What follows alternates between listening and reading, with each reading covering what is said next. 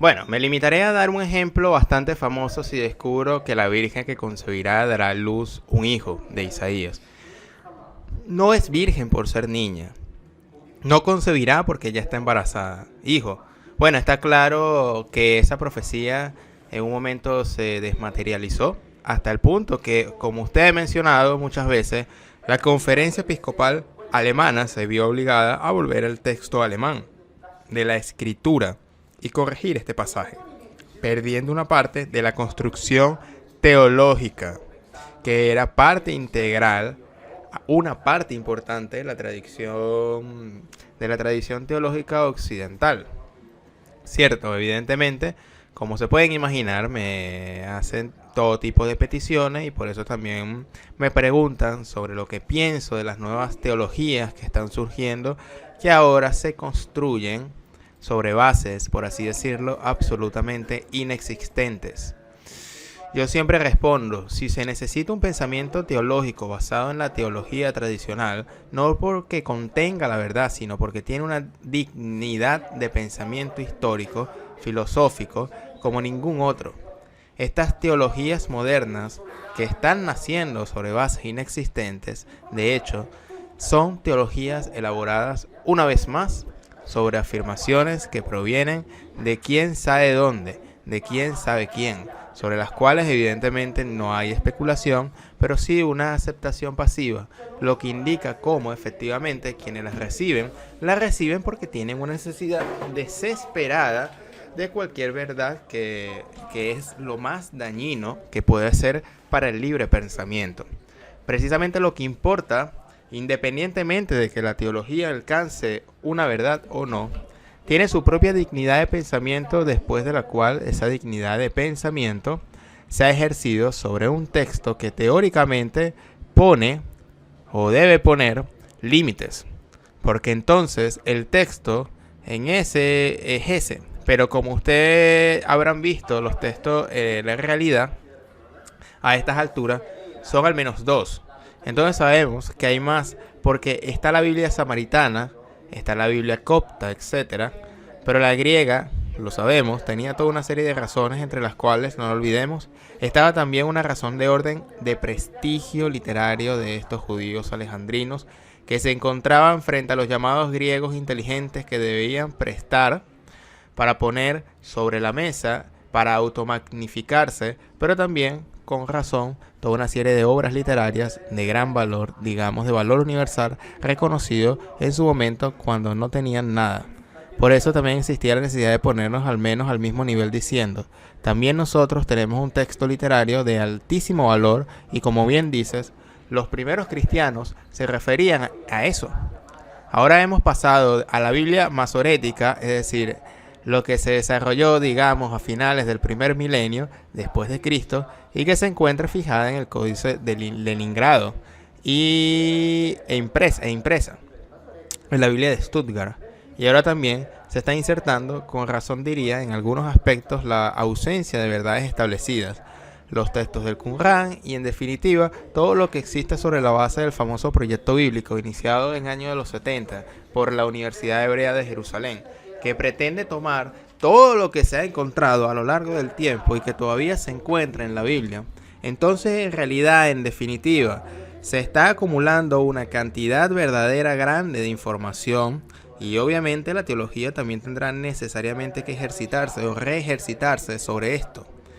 Porque está claro que cada vez que salga un nuevo texto, pensemos potencialmente, por ejemplo, en la revolución potencial que los textos del Qumran, aparte en los posibles orígenes del cristianismo, y por lo tanto está claro que la teología tiene esta necesidad, si no total, al menos parcialmente, de repensarse a sí misma. Sí, mire, encuentro que al final la cuestión se resuelve en la comprensión de que se trata de utilizar al menos métodos históricos, en el sentido de que se trata aquí de pensar la teología como el camino que nos permite para llegar a la verdad. Entre otras cosas, tengo la impresión de que ni siquiera muchos eclesiásticos creen ello. Recuerdo declaraciones del Papa Francisco, por ejemplo, de Bergoglio, si aceptamos el discurso del código Ratzinger, que hicimos juntos, que decía que los teólogos lidiar con sus cosas abstractas, es decir, que los teólogos deben lidiar con lo suyo. Por eso, entre otras cosas, no se comprende bien esta desconexión entre la jerarquía eclesiástica y la labor de los teólogos situados como o casi como antagónicos a la iglesia.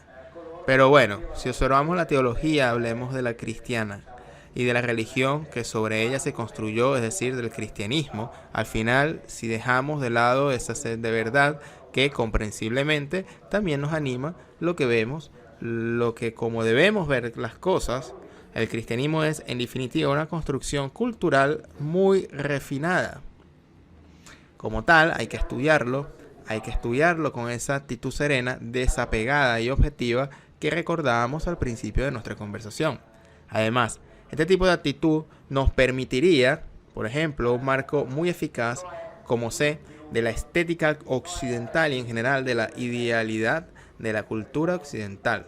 Mire, permítame poner un pequeño ejemplo que surge de mis estudios en estos últimos días. Al estudiar la fase preliminar del sacrificio romano, donde se ofrecía vino e incienso sobre un altar portátil, me encontré con una reflexión de estudiosos que interpretaban el vino como un análogo simbólico de la sangre humana. Así pues, en realidad, las fuentes catalogadas, estudiadas y analizadas por Robert Onions a este respecto es un hermoso estudio titulado Los orígenes del pensamiento europeo, atestiguan de manera clara, cierta, inequívoca e indiscutible, que la sangre era interpretada como un análogo, incluso mucho más, del líquido vital que fluye en nuestro cuerpo, es decir, los líquidos claros de los que también hablamos en nuestro video sobre los 4 cuernos divinos. Aquí, a pesar de esta evidencia absoluta, porque estamos hablando de los autores importantes como Homero o como Ovidio, Virgilio, no de autores desconocidos. Este estudio, esta identificación del vino con la sangre, en ese momento yo me dije, pero ¿quieres ver eso en la base de esta identificación? No está, llamémoslo así, dando el prejuicio eucarístico sobre el cual esta asociación inconscientemente estaría guiada precisamente por nuestro hábito cultural de conectar estos dos elementos, un elemento físico a un elemento teológico. Y realmente tengo la impresión de que es así. Entonces, incluso inconscientemente tendemos, debido a que estamos inmersos en este líquido amniótico, tendemos a ver al mundo en función de estas coordenadas, a través de este lente. Repito, no estoy afirmando que sea la verdad. No se trata de eso. Se trata de mirar las cosas con un método histórico, que sea un método histórico válido, objetivo. Además, para volver a la dignidad especulativa de la teología, para demostrar mejor a qué me refiero, quisiera citar 2 ejemplos. Tomo uno de un hermoso libro de Primo Levi que se titula Leal True Profession.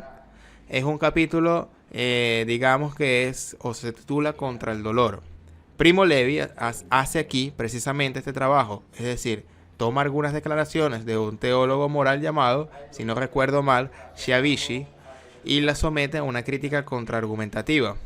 Una de estas afirmaciones que obviamente argumentó entonces el teólogo se refería al hecho de que está permitido infligir una cierta cantidad de dolor a los animales, porque toda la creación está sujeta a las necesidades del ser humano, y esto obviamente sobre una base bíblica.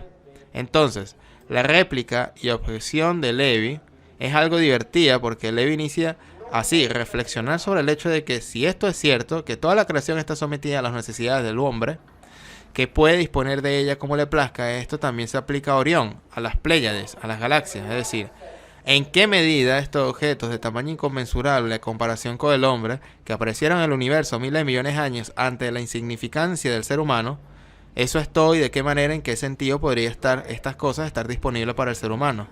Realmente no entendemos el significado de estas declaraciones. Un teólogo, en definitiva, un poco más ilustre, con el debido respeto a Sciavici, que este teólogo moral, es decir, San Agustín, escribió algunas páginas de especulación teológica verdaderamente memorables. Solo para dar un ejemplo, en su tratado titulado De Natura Boni, es decir, sobre la naturaleza del bien, Agustín aborda la cuestión del bien y obviamente la inversa, la cuestión del mal. Es decir, estructura un discurso que técnicamente se llama teodicea, es decir, justificación divina respecto al problema del mal.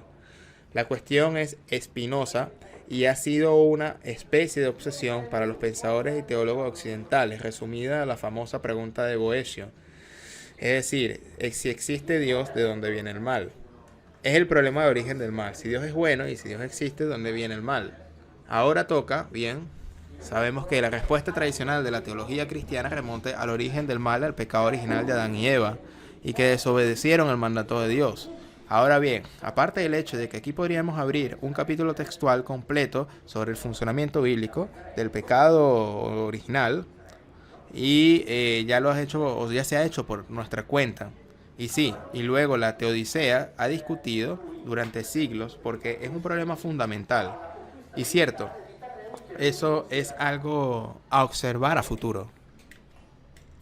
A través de este lente, repito, no estoy afirmando que sea la verdad. No se trata de eso, se trata de mirar las cosas con un método histórico, que sea un método histórico válido, objetivo. Además, para volver a la dignidad especulativa de la teología, para demostrar mejor a qué me refiero, quisiera citar dos ejemplos. Tomo uno de un hermoso libro de Primo Levi que se titula Leal True Profession. Es un capítulo, digamos que es, o se titula Contra el Dolor. Primo Levi hace aquí precisamente este trabajo, es decir, toma algunas declaraciones de un teólogo moral llamado, si no recuerdo mal, Shavishi, y las somete a una crítica contraargumentativa. Una de estas afirmaciones que obviamente argumentó entonces el teólogo se refería al hecho de que está permitido infligir una cierta cantidad de dolor a los animales, porque toda la creación está sujeta a las necesidades del ser humano, y esto obviamente sobre una base bíblica. Entonces, la réplica y objeción de Levi es algo divertida porque Levi inicia así, reflexionar sobre el hecho de que si esto es cierto, que toda la creación está sometida a las necesidades del hombre, que puede disponer de ella como le plazca, esto también se aplica a Orión, a las Pléyades, a las galaxias, es decir, ¿en qué medida estos objetos de tamaño inconmensurable a comparación con el hombre, que aparecieron en el universo miles de millones de años ante la insignificancia del ser humano, eso es todo y de qué manera, en qué sentido podría estar estas cosas estar disponibles para el ser humano? Realmente no entendemos el significado de estas declaraciones. Un teólogo, en definitiva, un poco más ilustre, con el debido respeto a Shavishi, que este teólogo moral, es decir, San Agustín escribió algunas páginas de especulación teológica verdaderamente memorables. Solo para dar un ejemplo, en su tratado titulado De Natura Boni, es decir, sobre la naturaleza del bien, Agustín aborda la cuestión del bien y obviamente la inversa, la cuestión del mal. Es decir, estructura un discurso que técnicamente se llama teodicea, es decir, justificación divina respecto al problema del mal. La cuestión es espinosa y ha sido una especie de obsesión para los pensadores y teólogos occidentales, resumida a la famosa pregunta de Boecio. Es decir, si existe Dios, ¿de dónde viene el mal? Es el problema de origen del mal. Si Dios es bueno y si Dios existe, ¿de dónde viene el mal? Ahora toca, bien, sabemos que la respuesta tradicional de la teología cristiana remonta al origen del mal, al pecado original de Adán y Eva, y que desobedecieron el mandato de Dios. Ahora bien, aparte del hecho de que aquí podríamos abrir un capítulo textual completo sobre el funcionamiento bíblico del pecado original, y ya lo has hecho, o ya se ha hecho por nuestra cuenta. Y sí, y luego la teodicea ha discutido durante siglos porque es un problema fundamental. Y cierto, eso es algo a observar a futuro. Bueno, vamos a ver ahora en el libro de Isaías, donde Yahvé dice: yo soy el origen de todo lo bueno y de todo lo malo. Entonces, en realidad, si quisiéramos atenernos estrictamente al dictado bíblico, ni siquiera deberíamos plantearnos el problema de dónde viene el origen del mal. Pero sabemos que no es así, porque si Dios es bueno, unde malum, es decir, ¿de dónde viene el mal? Si la teología ha puesto la responsabilidad al origen del mal en el pecado original de aquellas dos pobres almas, Adán y Eva, entonces permítanme presentar mi objeción personal a esta idea de que Adán y Eva, al elegir el mal, abrieron la puerta al mal en el universo. Generalmente, si se puede elegir entre dos cosas, las dos cosas deben entenderse como existentes antes de la elección. Es decir, no surge la posibilidad de una elección con un solo elemento. Y si Dios hizo estas cosas buenas, Adán y Eva solo podían elegir las cosas buenas. Entonces la desobediencia que se atribuye a la libertad de la voluntad humana. Pero, en definitiva, aquí recordaría otro argumento que es el de Schopenhauer. Es un hermoso folleto titulado La libertad de la voluntad humana, pero no quiero hacerlo y no quiero complicar demasiado el asunto. En resumen, si Adán y Eva pudieron elegir entre el bien y el mal preexistieron en esa elección. ¿Quién puso ante sus ojos el bien y también el mal para poder elegir? He aquí que San Agustín, de manera brillante, me parece verdaderamente fascinado por la solución agustiana al problema del mal, porque con un golpe de magia, un golpe de varita mágica, él simplemente hace desaparecer el mal en un sentido que dice Agustín. En realidad el mal no es una entidad, sino una privación del bien. Privatio boni. Por lo tanto, el mal no existe como entidad autónoma, dotada de existencia autónoma, sino que existe solo como negación del bien. Entonces, ¿cuál es el mal que se puede ver en la tierra o se puede hacer en la tierra? El mal que se puede hacer aquí en el mundo surge solo del hecho de que el hombre, el ser humano, debido a su naturaleza perversa y herido por el pecado original, subvierte el orden de los bienes y tanto antepone un bien de naturaleza inferior a un bien de naturaleza inferior, bien de naturaleza superior. Es decir, antepone la naturaleza inferior sobre la superior. Puede incluso anteponerlo al bien supremo que es el Dios. El hombre solo trabaja con entidades que pueden ser buenas, pero produce el mal anteponiendo los bienes de naturaleza inferior a los de la naturaleza superior. Ahora bien, yo diría que este argumento, que es objetivamente bello desde el punto de vista especulativo, es difícil de atacar a un nivel especulativo. En realidad, o en definitiva, en este punto me imagino a alguien levantando la mano y diciendo, pero le explicarás al niño que ha sido abusado, que lo ha sufrido no en una entidad, sino solo el resultado de una inversión de la jerarquía de los bienes. Aquí, sin embargo, entendemos que se trata de una objeción que no se sitúa al mismo nivel que el argumento, porque es una objeción de carácter moral, no especulativo. Así que toda esta discusión, para llegar también a la conclusión de esta charla, así que volvamos un poco a la tierra, y por esta razón me gustaría subrayar que en el nivel del método de investigación, el nivel del enfoque del conocimiento, esta es la disciplina intelectual fundamental a la que debemos atenernos.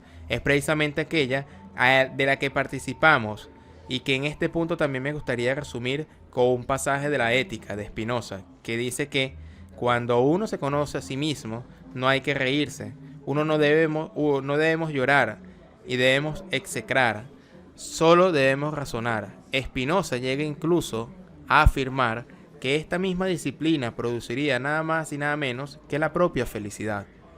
Pero ciertamente la ventaja que podríamos obtener de él cuando nos acercamos al conocimiento no es irrelevante. Por supuesto, mire, la discusión sobre Adán y Eva es de hecho una discusión muy compleja, porque en realidad la discusión sobre el conocimiento bíblico, sabemos lo que es, está relacionada con la experimentación. Entonces Adán y Eva decidieron experimentar con aspectos de la vida que allí probablemente nunca lo habrían experimentado. Pero debemos así porque se dijo o dijimos. Hoy vamos a hablar del método. Ahora que se ha mencionado a Spinoza, me acuerdo de un libro que leí hace muchos años de un intelectual judío llamado Arturo Schwarz, quien es banalmente conocido como historiador del arte. En realidad se graduó en Oxford, si no me equivoco, en Ciencias Naturales. Se licenció en filosofía por la Sorbona, y este libro donde dice yo también soy judío, y con reflexiones de un ateo, y cita a Baruch Spinoza en su Deus Shiva Natura. En esto, por tanto, concepción inmanentista, que no se ve la distinción entre un creador y una persona creada.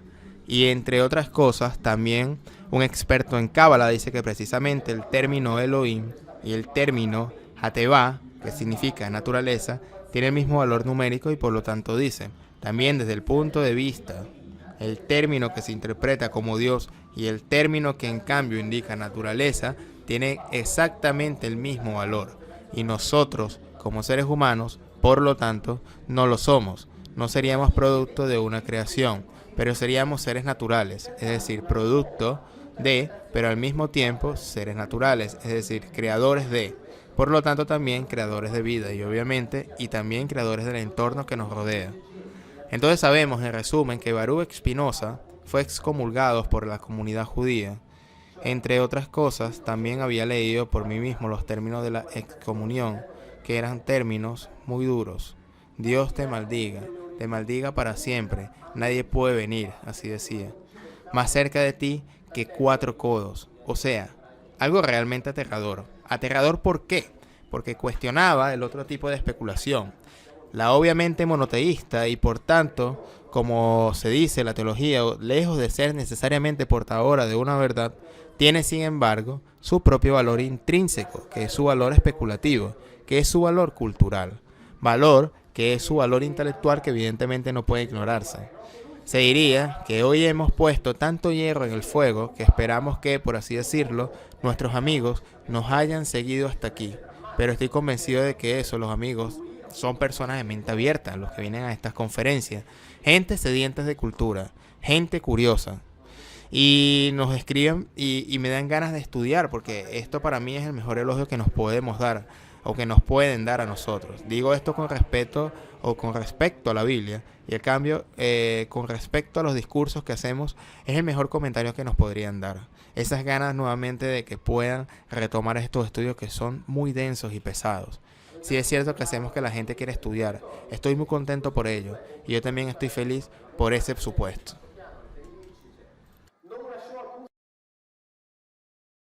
Para mí, la búsqueda de la verdad histórica tiene un valor autónomo, es decir, es válida como tal.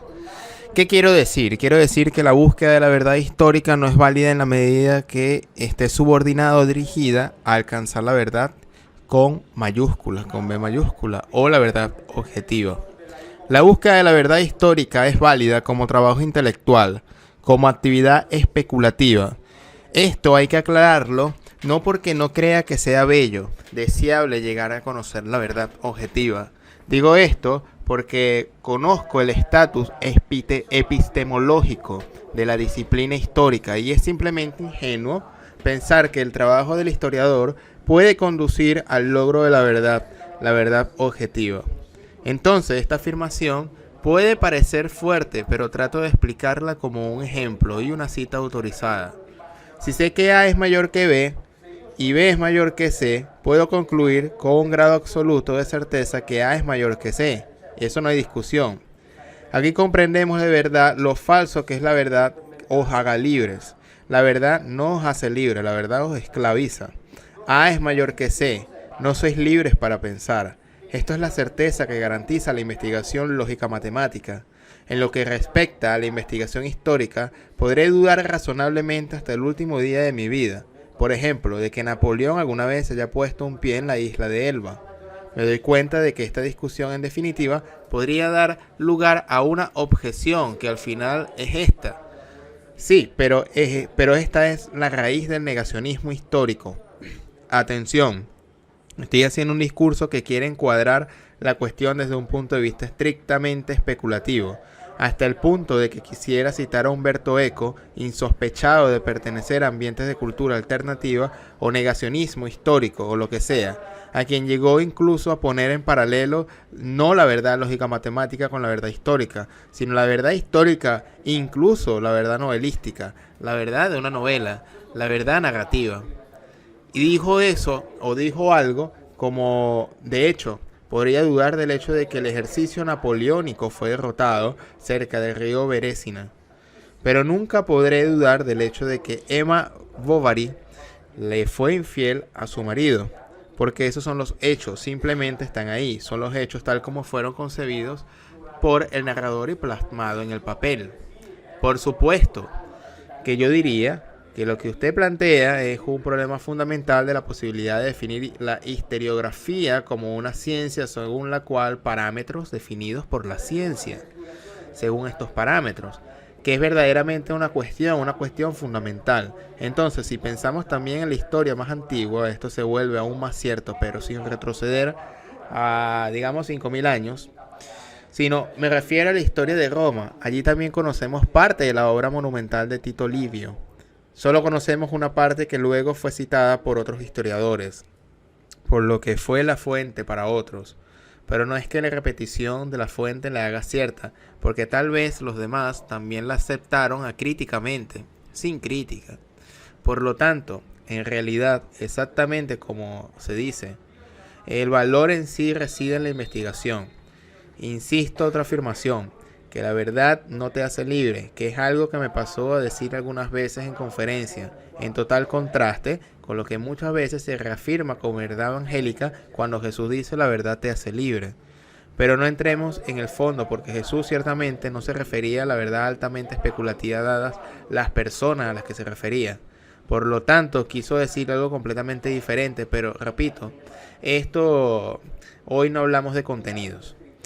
Entonces, en efecto, la verdad da en el clavo, porque si esa es la verdad, se acaba toda especulación. Si se acaba todo valor de razonamiento, ahí te detienes, lo aceptas, no puedes hacer nada más. Y listo. De hecho, siempre he sostenido, pero sobre todo conmigo mismo, como que ya sabes, siempre hemos hablado de la búsqueda de la piedra filosofal como de una búsqueda al final del cual, habiendo encontrado la piedra filosofal, no tanto lo que realmente transforma el plomo en oro, sino el que transforma el interior del hombre. He tenido la creencia de que la transformación del hombre se produce durante la búsqueda, no cuando finalmente se ha encontrado la piedra filosofal, que muy probablemente nunca se encontrará. Bueno, esto más o menos es lo que yo quería comentar para confirmar ciertas aclaraciones que he hecho en otras conferencias. Y bueno, solo para avivar más esta conversación, en esta conferencia, desde mi punto de vista, el trabajo del teólogo es sumamente interesante, desde el punto de vista en el que nos centramos ahora, que es el especulativo. Ojo, no estoy diciendo que el trabajo del teólogo nos permita llegar a la verdad con mayúsculas, a la verdad objetiva, tal vez a la verdad metafísica. No estoy diciendo esto. Estoy afirmando que, como actividad intelectual, la del teólogo es una actividad muy respetable. Pienso, por ejemplo, en el duro trabajo que ha realizado un teólogo católico que parte de un contexto cultural, el que produjo el texto sagrado, hacer al final del cristianismo, que es la Biblia, que es un contexto cultural irreductible a los contextos culturales occidentales de llegada, por así decirlo, a diferencia del filósofo que construye su sistema libremente, por lo tanto tiene frente a él un campo infinito sobre el cual puede caminar en la dirección que quiera. El teólogo camina sobre un campo minado, no puede seguir libremente ninguna dirección que su espíritu le invite a hacer. La presencia de estas limitaciones hace que su trabajo sea extremadamente complejo y, debo decir, extremadamente fascinantemente, incluso a nivel especulativo. Además, quisiera señalar que si miramos al origen, la evolución de la disciplina filosófica, debemos remontarnos incluso a la propia Biblia, porque sabemos que la primera elaboración teológica de las Escrituras se remonta al siglo VI a.C., cuando la Biblia fue sometida a revisión teológica en la era post-exílica. Luego tenemos esa verdadera, desde mi punto de vista, obra maestra de la exégesis, que es la traducción de los 70. Ojo, me gustaría que me entendieran.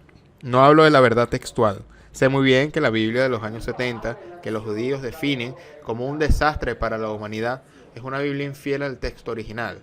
Pero eso no significa que el trabajo detrás de esa reelaboración sea un trabajo especulativamente significativo. Pensemos entonces en la teología paulina. San Pablo forja el espíritu del cristianismo y luego está la teología joánica.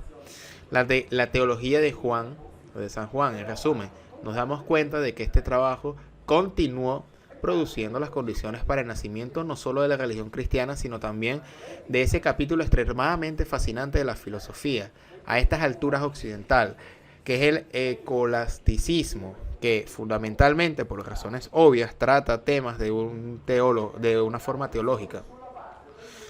De que me gustaría decir es que cuando la teología, no se reduce, como lamentablemente ocurre cada vez más a menudo, en una calumnia sentimental, o cuando se reduce el discurso comprometido de quienes sienten necesidad de defender tal o cual otra categoría social, es decir, cuando la teología permanece anclada al método especulativo, se vuelve mucho más fascinante, y yo diría que el encanto fundamentalmente reside en el hecho de que ofrece espacio para el contrainterrogatorio. Porque si hago una declaración llena de sentimentalismos, entre las muchas que varios predicadores de cualquier denominación cristiana pueden presentar a sus audiencias, no quiero ser irreverente, así que no daré ejemplos, por lo que puedo sonar irreverente. Pero pensemos en cualquiera de las afirmaciones de la homilética popular. En realidad no hay contradicción posible. Ah, bueno, así será. Sin embargo, cuando se hace una afirmación teórica fundamentada, especulativa y argumentativa, entonces hay lugar para la objeción, para la contraargumentación, momento que se vuelve muy interesante. Y respecto a la Biblia de los 70, permíteme esta pequeña observación de carácter histórico-filológico. Sabemos que la teología cristiana nació en su anclaje al texto bíblico próxima precisamente gracias a que de hecho sigue siendo una traducción, la traducción griega, que no es simple traducción, sino una traducción interpretativa espiritualista. Sabemos que también cuáles fueron las razones que indujeron a los judíos alejandrinos a revisar ese texto en un sentido espiritualista, en un sentido teológico. Lo encuentro completamente inexplicable y también bastante grave, y resultado de una crudeza y definitiva, quizás también de una ignorancia fundamental de los datos históricos. El hecho de que la Iglesia Católica y por tanto la Iglesia Cristiana Occidental haya abandonado su vínculo con el canon alejandrino, volver a la Biblia masorética, porque esto es un tiro en el pie contra los flashers, porque en ese punto todos los teólogos o todos los teologemas, es decir, las construcciones teológicas más significativas, o algunas de las más significativas, las construcciones teológicas de la teología occidental, comienza a flaquear.